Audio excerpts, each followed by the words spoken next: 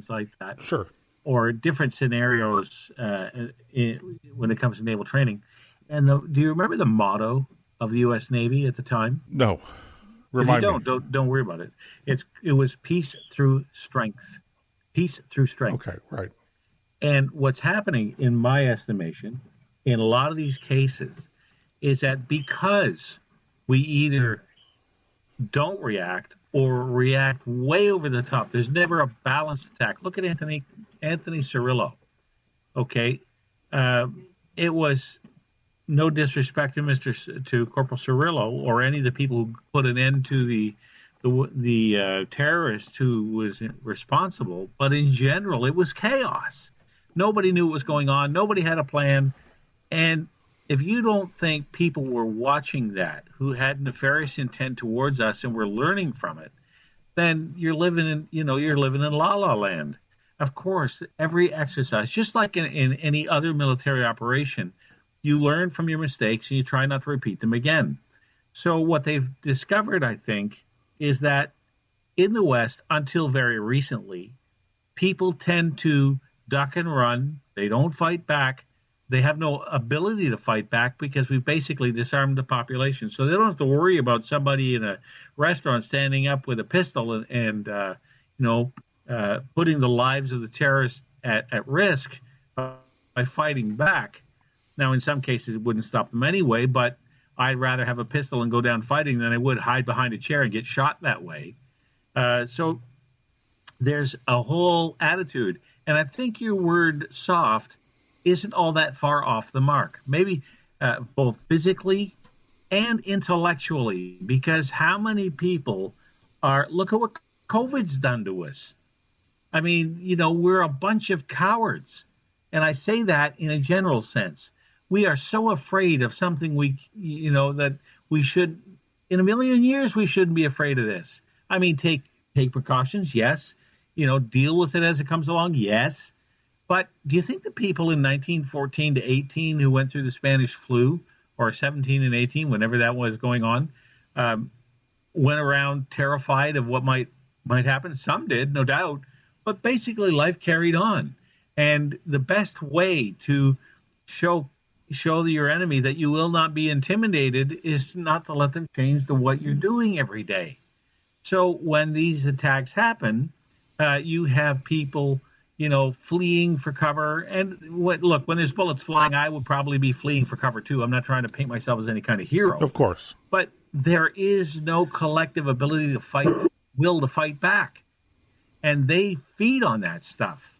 Now, that's changed in the last little while. In the last few attacks, France has had enough of it. I'm sure the Austrians are working with the French. In Britain went right to almost maximum alert about it, although that's not the same thing. They didn't suffer any casualties this time. But you have to meet your enemy where he is and defeat him where he is. And you can't do that if your population is terrified of their own shadow. Well,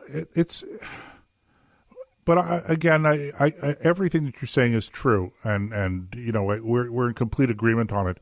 But again, I'm talking about something that is subtly different, and that is the capacity, the rush, if you will, for everybody to sort of join into the woe is me, I've been traumatized sort of jump on the I've been traumatized bandwagon. Number one, I'm very cognizant of how what I'm saying might sound to people, and I apologize. I don't mean to offend anybody, but I just don't see why.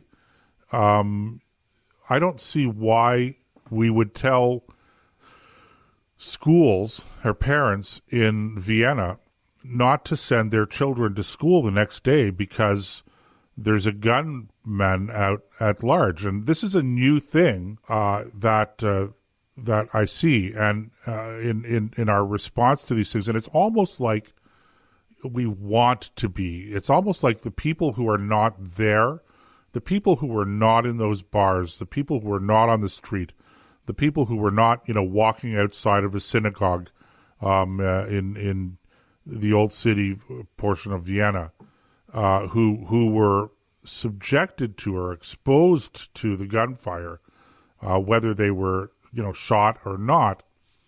But the people who were actually there, I can understand that there's a certain feeling of violation, of victimhood, of trauma, okay, in one degree or another.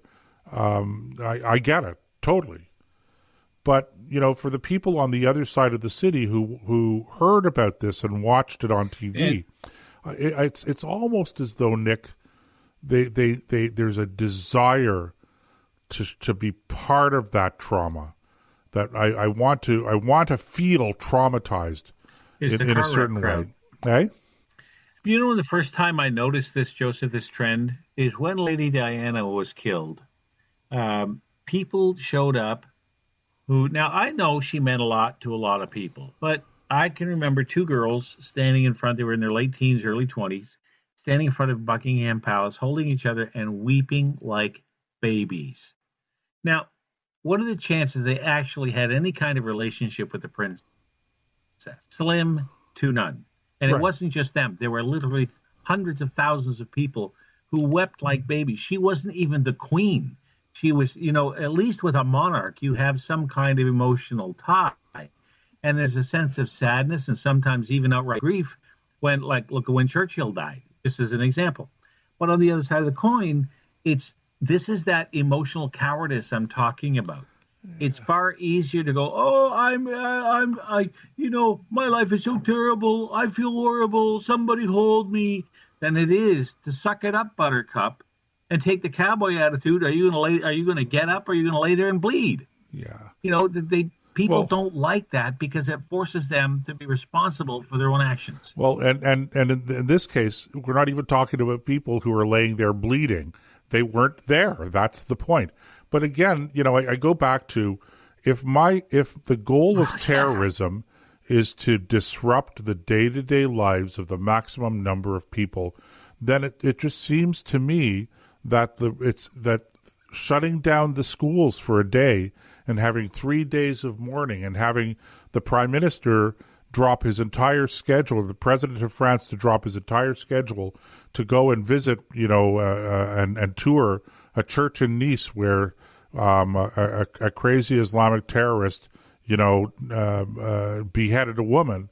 Again, I'm not diminishing the seriousness of that to the victims, but it just seems to me that the reaction is that these reactions are precisely the type of reactions that ultimately, particularly closing schools and etc., that would entice this kind of attack and encourage this kind of attack. It's an interesting subject, I think, Nick, and one that we should explore further. But unfortunately, I'm watching the clock, and we're coming up to the top of the hour, Nick, and at some point in time, when we're making millions of dollars, Nick, on the show, we may have to go to a daily format just to cover all these topics. Are you there, Nick?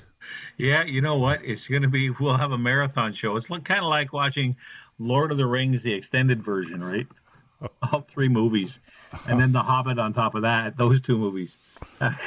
Star Wars. Keep going and going and going and going. The Star Wars trilogy that turned into 14 movies. Yeah, you're right. We're out of time for tonight. Well, we can do Star Wars too. We can do Star Wars too. Okay, ladies and gentlemen. So much for the trilogy. Listen, again, been a great show, interesting show.